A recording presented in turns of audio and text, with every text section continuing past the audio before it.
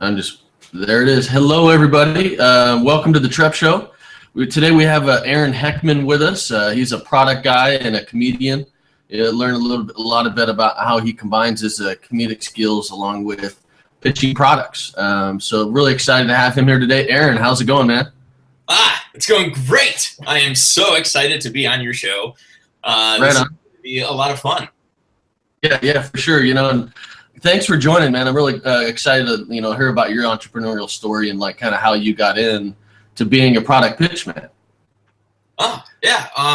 So in the beginning of the process, I was working for the Chicago Bulls. When I was in high school, we'll start from the beginning, but I'll make it short. When I went to high school, I was in multimedia graphics. I was doing everything I could possibly do as far as getting in behind the camera, learning everything behind the camera. And then as I kind of went through the process, I ended up working as I went to school at Illinois Center for Broadcasting. And then after school, I got an internship working for the Chicago Bulls and the Blackhawks. Now, after that happened, I started my own company, which was called Crystal Ball Creations, where for 10 years I did nothing but weddings and bar mitzvahs. And which was called Crystal Ball Creations. For 10 years I did nothing but hear myself echoing. Oh, hold on here. Sorry about that. Okay, go ahead. Sorry, I think I had the YouTube channel on so I could see chats, but sorry about that. But basically what happened after I did the wedding company and blew my mind out when it came to interacting with bridezillas on a daily basis, I worked my way into, I had, let's just say, a dream, okay? I had a dream about this product. I burnt my hands the night before I had this dream, and as I was kind of like nursing my fingers, I was thinking of like, how can you possibly take a product, how could you get a bowl from the microwave to the table and not have to use any material? You don't have to put anything on, you don't have to, how would that be possible? So I fell asleep and I had a dream where I was buying a product from Walgreens and I brought it back to the house and I magically was able to take a bowl out of the microwave, bring it back to the table, and then the thing, whatever it was the invention, it transformed into a placemat underneath the bowl. And it was like something out of like Terminator or something like that. And and then I woke up just like that. And from that point, I became overly obsessed over finding out how to find this product. Where does this product exist? It's got to, because everyone uses the microwave. And how could there not be something that helps you remove things out that's not called an oven mitt? So basically what I did is I went to Bed Bath & Beyond. I bought a slab of silicone from Bed Bath & Beyond, and I cut like kind of the form that I saw in the dream. It took about 12 prototypes and over 2.5 years of prototypes to get it right. But we got it right, and now this is the MycroMat that I designed is, and now before I finish the story, I want to tell you the reason I was able to produce and do all this stuff entrepreneurial-wise was when I had the invention idea, I then had to funnel money into it. So the business that I was actually on, working for the weddings, that was paying for the invention. So for like 5 years, I was just funneling all of my money into this product, which was probably not the smartest thing to do, but I did it. But then once we got the prototype, that's when I went on QVC. I was on QVC as a guest host twice. I won a competition with Sprouts. I was in numerous numbers of catalogs all over the country. I've been considered by HSN. And then I was asked to be, I ended up meeting a lot of people like Kevin Harrington and Lou Caputo from HSN, and the story goes on and on. But then right now, up to date, now this is 10 years from the beginning of that dream. 10 years later, we're right now, I'm being considered by Bed Bath & Beyond. And we have possible connections with purchase orders from Walmart, from Walgreens, from Target, from Kroger, so on. The whole list goes on and on. They're going to be logoing them. They're going to be putting designs on them. And it is the most incredible thing to see hard work finally pay off. Yeah, I bet, man. Well, that's pretty cool, man. That sounds like that's a long time coming.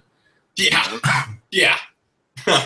Especially to hear that, like, when you were funding that project with another job, and not for just like 6 months, 5 months, you said for like 5 years. That's a lot of dedication, man. It sounds like you were definitely obsessed with bringing that product to market. And I hear that's what a common trait with a lot of entrepreneurs is their idea, their passion, what it is they're focused on doing, man. They're very obsessed with it, right? And it's a deep down obsession that you have. You probably definitely wanted to make that real, right? Oh my God. I mean, it was almost one of those things where, okay, if I make $1 billion on this product, I would literally, from the beginning, I would go back and I would have someone already have created this thing just so that I can have the MycroMat. I didn't care to invent it in the beginning. I wanted just to have it. And I became so upset that something like this didn't exist that I had to make it, or else I was just never going to have it. So it turned into that. And then through the years, my friends were like, dude. So they kept enticing me to do so. And their support and family support and all that kind of stuff was great. And now here we are. All right, right on. That's cool, man. And so was this your start into entrepreneurship, or did you have some previous jobs, some previous hustles that you were doing to get into entrepreneurship? Well, I started off with lemonade stands, and I was killing that in my neighborhood. I would get like 2 or 3 sales. So huge. 25 cents, bro. 25 cents. I was rich. The beginning of my career, it was more like, because we live in a nowhere town in the middle of nowhere in the northwest suburbs of Illinois, and we had like cornfields around us. So I would, my first job was on a farm, and I was taking care of the florist area. Every Halloween, Didier's Farm, that's right by my house, they would put on like the corn maze, and they would have the donut shop and the coffee shop and the corn. And so basically I helped run the entire thing. And I did that for about, I'd say 3 or 4 years. And then after that, it was more like, I need to work for myself. I can't work for other people. I mean, I worked for like Toys R Us, Sam's Club, Culver's, pizza places. My dad has a restaurant in Skokie. I was, basically born into a restaurant family. So, but yeah, I mean, just dominating and trying to just do the best I can and keep myself busy. I'm extremely ADD and OCD, so there's there's a need to keep things rocking. Yeah, I hear that. It's a big momentum driver, right? So, okay, so you've had quite a few different things that you got into, but that's a pretty interesting idea to get into. I mean, have you ever designed a product before, or done anything like creative like that before, where you had a dream, you had an idea, and you just had to figure out how to make it happen? No, I mean, I was always determined to just hang out with my friends, and when I got to the age of 18, the idea was to try to find as much liquor as you could, because you weren't allowed to have it, and and then just trying to make money to buy an Xbox. I mean, there were priorities, man. You had to get your Xbox. You had to get the game that everyone else had. So back in the day, it was just working to be able to have fun. And then when I got to like 18, I started going to college. Then that mentality started to flip, and then you start thinking like, all right, well, I don't want just an Xbox. I want 17,000 Xboxes, and I want to figure out a way so that I can actually earn that. And then you just look around, man. Anywhere you look, everything that you do, everything you see, you can make money from. And it's how you analyze it and how you portray the moment to be able to benefit it from it financially. Like the Pokemon Go, that's huge right now, and people are actually making money on it.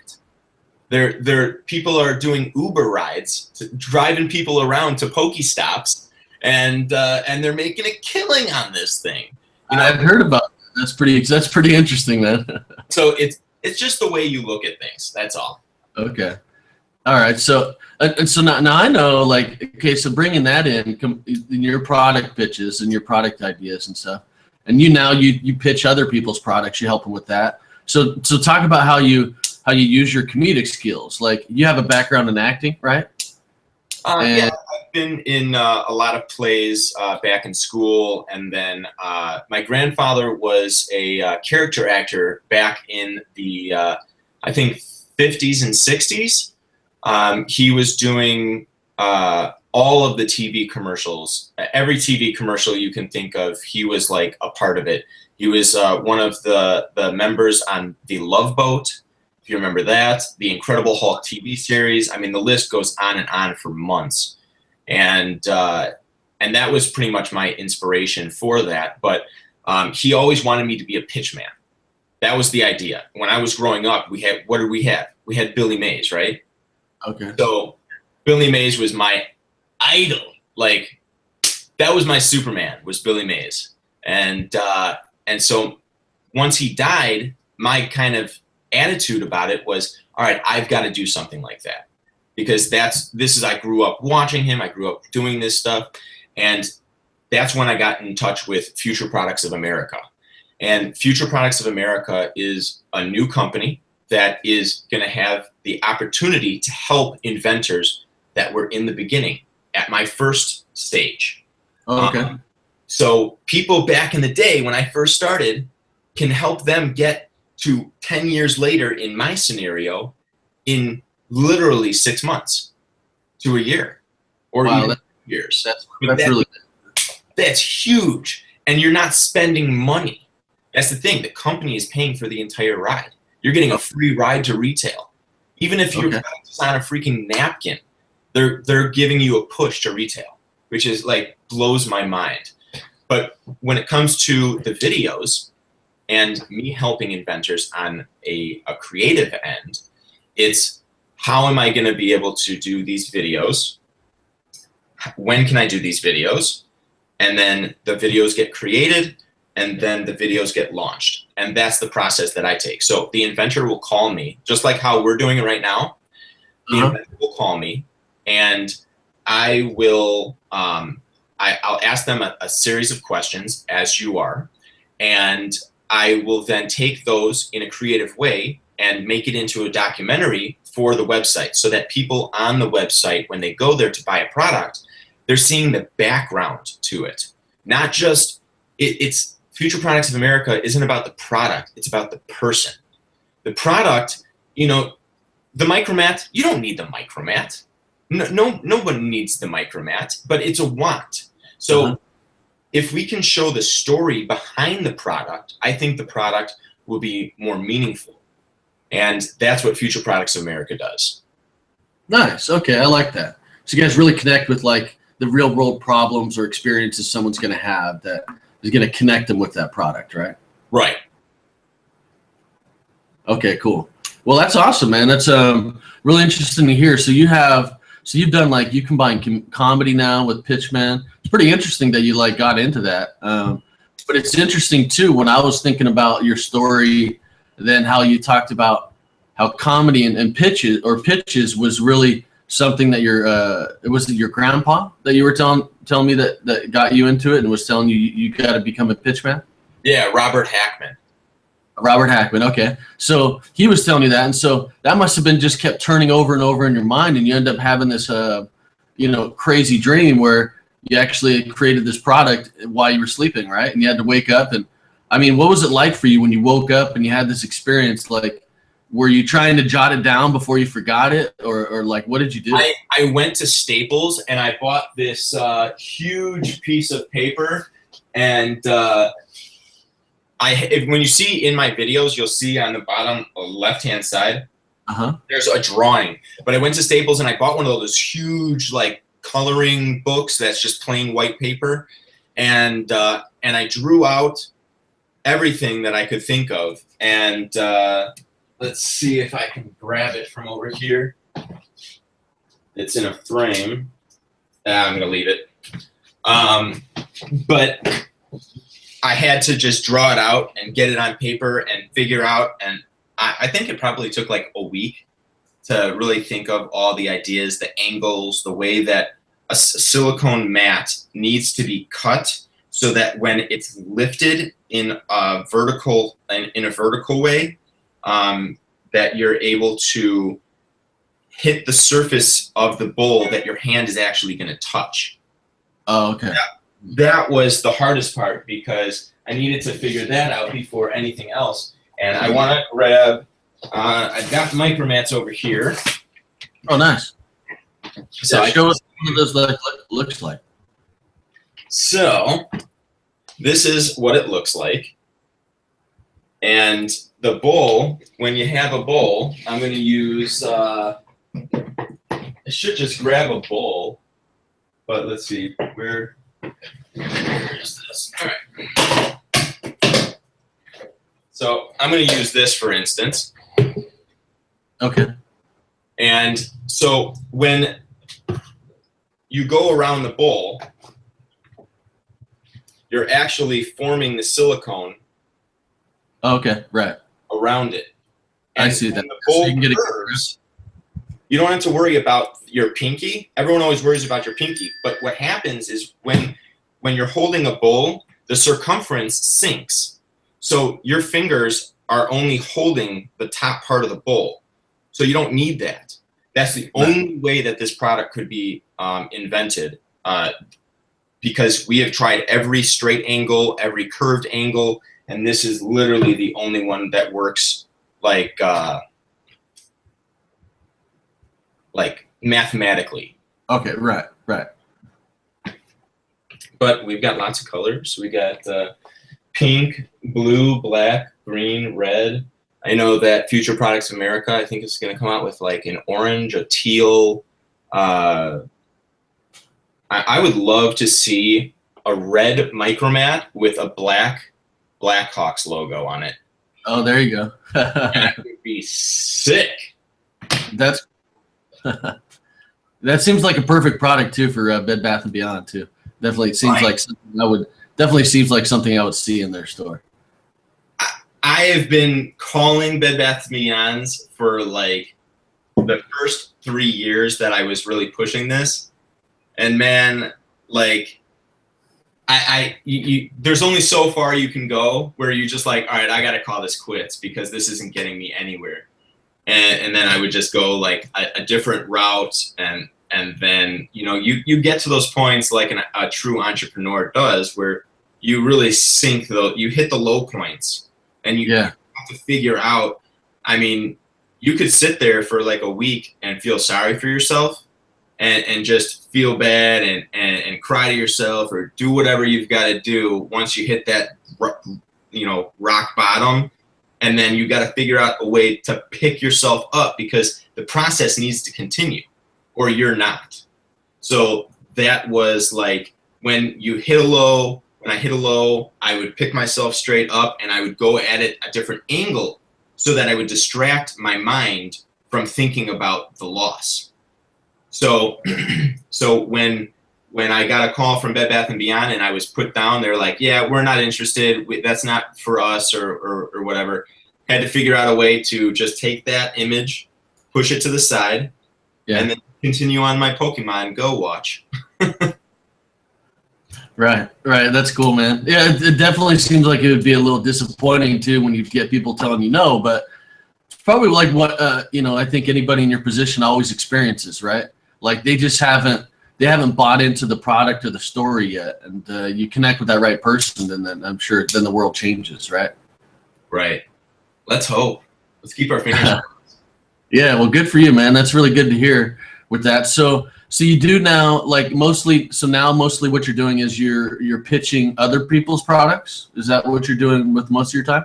Yeah. So right over here, I'm gonna move the camera just slightly. You're gonna see the studio in the background. All the things that are on the wall and on the. So what I'm running now is something called comedy product placement, and I came up with the name. Thought it would be great. It's got all the words in it that basically describe what I'm going to be doing. I'm receiving products like you couldn't imagine. I am getting products sent to me on a daily basis of people wanting me to present these products on camera. So we're going to be doing something a little bit different. Like QVC and HSN, they do those type of, it's a live broadcast. If you're watching when a special deal is there, then boom, then you'll get lucky and you'll be able to grab that that product. But what I'm trying to do is letting everyone know that once a week on Tuesday, I'm not trying to bore people, I'm not trying to do that. I want one day a week, I'm going to have one product that I am going to present to the country or the world, and they're going to have 45 minutes to purchase the product. And it's going to be a deal that literally is purely solely on the inventor's end, all about advertising. So they're going to lose money on it because the product is going to be so discounted that it's all about just getting your name out there. So it's almost like, would you spend $500 to tell the whole world what your product is? And most likely everyone's going to say yes, right? Well, right. Which if you come at it a different way and you say, hey, I need $500 and then I'll talk about your product. And then we'll sell your product at your cost. The difference there is that you're going to spend a lot more, mental capacity thinking about the money that you're spending on me to do something versus vice versa, where you're just going to take that same amount of money and you're going to put it towards selling your product live for 45 minutes. If you sold out of all your inventory, that'd be amazing. That just means you can take that money now and you can go out and buy more product. Yeah, for sure, man. I can hear that dog. What kind of dog is that? Is that a Labrador? That is that's a yellow lab. But hold on one second. Let me hit him in the face a couple times. That's cool. Yeah, thanks for everybody joining in if you're watching. This will be recorded. All right. I didn't hit him in the face, but he knows. We'll give a dog a bone, right? Well, that's cool, man. That sounds really cool, and what you've done and being able to do. I know that's a pretty hard thing to do. To like, man, just to have a dream about something, and then you got to wake up and like think about all the details. But I'm sure, I guess, what's the most important part is the gist of the idea, right? Like, what was the problem in the dream that you solved, and that seemed like it was pretty clear. Getting a hot bowl out of the microwave to the table without burning your hands, right? That was the mathematical question that I had in my head, and okay. And yeah, I mean, it didn't make any sense to me. It doesn't look like a normal product. It looks like it. I don't even know what it looks like. People like when you see this. Yeah. When you see the MycroMat, you know, who knows? It could be a Pokemon, you know. Everyone says it's like the big red dog. It looks like two ears and the head, or a toilet seat cover. It can also be used as a prophylactic and silicone for your bra. Yeah, definitely, man. Nice. Yeah, I like that. It's probably not something you figure out what it is. You have to be like told what to do with it, right? Right. It's just like a magic trick. Like a magic trick, you need to learn it. You need to learn how to do the trick, or else, you know, your sleight of hand isn't there. That's what the MycroMat is. It's a sleight of hand type of product. What I'll do when I finish this is I'll get a link from you to your product so somebody can watch a video to show them how they use the MycroMat. think awesome. that'll be pretty. So I'll put that link down in the description after this, and I'll get that from you later. All right, cool. Yeah, and the 60-second pitch, you saw that, right? I think I did. Yeah. Oh, the one where I'm screaming? No, I didn't watch that one. No, you were screaming? I didn't watch that one. Let's see if I can get this without notification blowing up my phone. All right. All right, let's see here. Let's go here to video. Click on videos, and here is the 60-second pitch. Let's see if this comes through. I want you to close your eyes and You imagine hear it? yourself standing in the kitchen, cracking open a can of chicken noodle soup and pouring it quickly into a bowl, because remember, people, we only have 60 seconds here. You grab your bowl in one hand, the microwave door in the other, you place the bowl into the microwave, and you hit 3. Then you walk away to grab your phone and reply back to your friends, "No, sorry, I can't froth. I'm in the middle of telling these fine folks about my invention, the ding!" You snap your neck to look, and you realize your soup is done! You run over to the microwave, you open the microwave, you reach in, and you grab and you burnt your hands again. Now open your eyes and imagine holding the MycroMat. How do you think the story would have ended? Probably with your bowl back to the table in style without burnt fingers, that's for sure. And a text from your friends alerting you that you said maybe earlier, guilting you back into your previously stated canceled plans, but it never went through because you burnt your fingers. The MycroMat. The first multi-purpose silicone product that gives you the ability to take something out of the microwave, bring it back to the table, and it transforms into your own seamless silicone placemat. Any questions?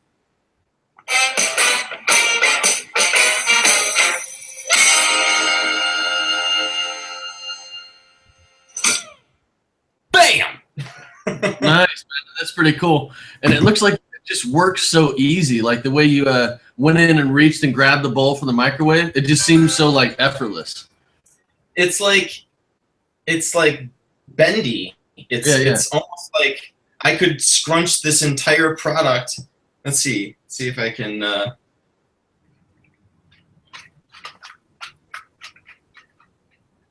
I mean, it's really like. Yeah, nice, man. Definitely. And then when you. Whoa.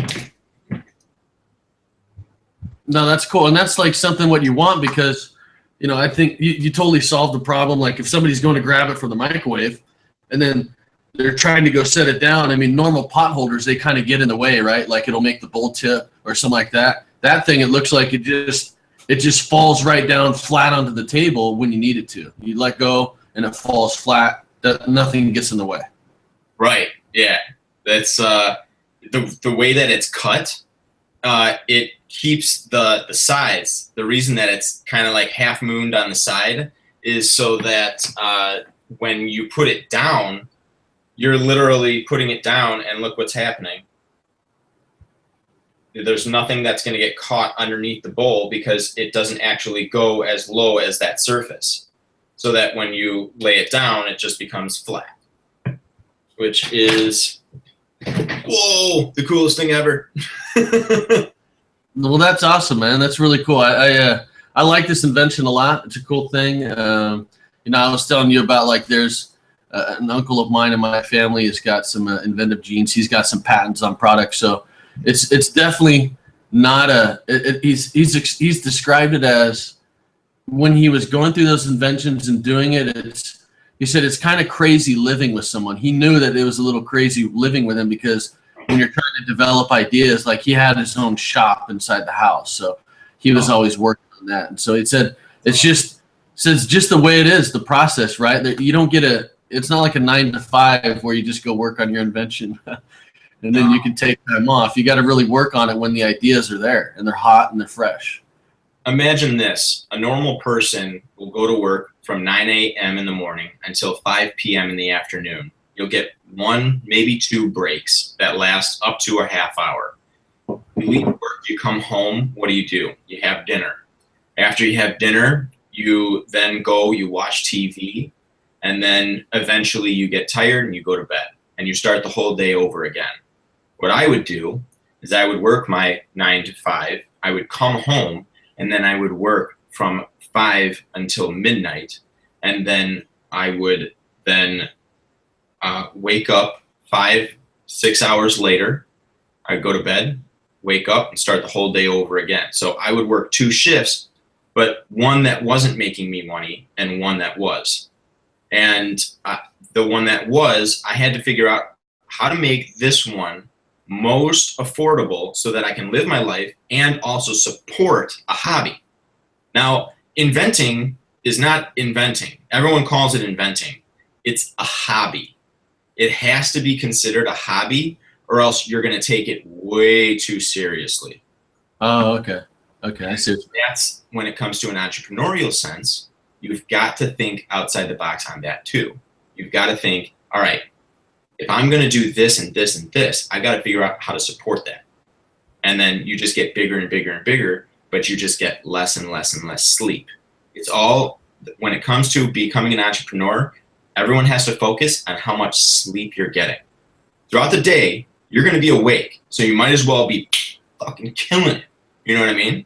But when you're sleeping, that's your time to refresh. And that's what you fight for. You fight for having the ability to sleep more. That's why you work through the week and then you sleep during the weekend or party and drink. Okay. Well, cool, man. I'm glad that those are some good tips. I was going to ask you, so I'm glad you laid some tips out for someone that's in the product business or someone that wants to invent something. So that's definitely great advice. You have any other tips? Any something else that you wanted to share before we go? I mean, organizing yourself and keeping an approach to it too. That's a good tip on this, on the process and how to approach it. You know how people say that you should always have a journal? Yeah. Always have a journal. I have every thought. I have multiple inventions. I've got hundreds of different types of businesses that people could benefit from.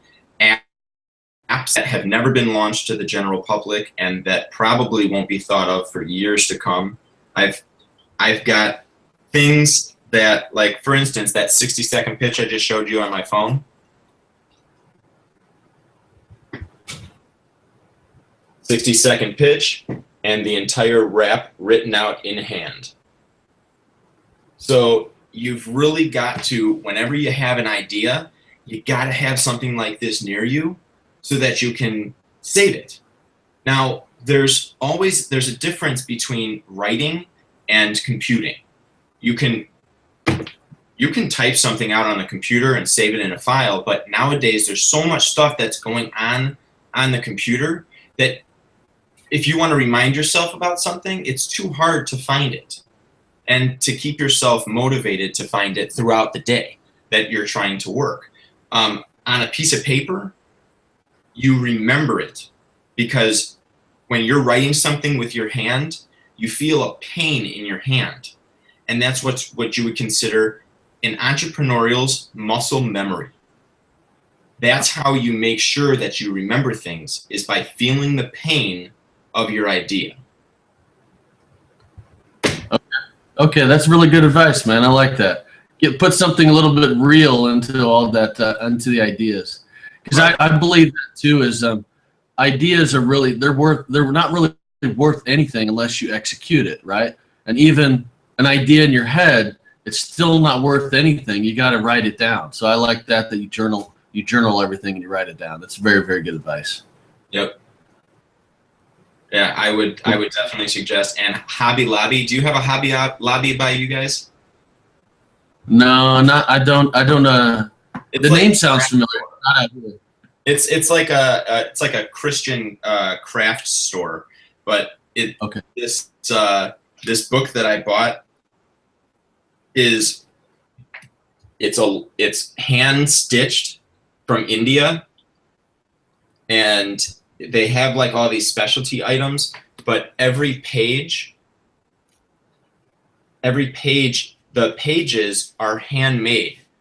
Like, so they're pressed and then they're peeled off and then they're cut to size and then they're actually stitched into the book. So I wanted to get something that like kind of felt like a Bible, that it wasn't like a hardback book, because I felt like if it was a hard thing, that it just would be, it would feel like it's not, I can't let the ideas flow. I feel like it's locked in there. So I wanted to get something that bended, so that I kind of felt like this was my binky of all journals. Nice. Yeah, that makes sense, because it's hard to write into a book that has hardcover, because when all the paper's on one side and you need to write onto the light side, it's very difficult to like write, right? Because all the weight's on the other side. Yeah, that's true. That's very true. Nice, man. Well, I think you got a definitely interesting story, and definitely you're a Trep through and through, man. With all that sticking to it with your product idea and everything, it's pretty amazing.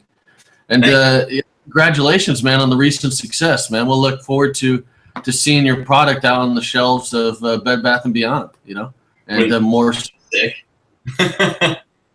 That would be so sick. I'm gonna run. My neighbors are gonna be very upset, because they're gonna see a naked human being running around the streets when that stuff happens. I'll be so excited when Bed Bath & Beyond throws that product up on the shelf, and they're just like, "All right, there you go. Here's your check."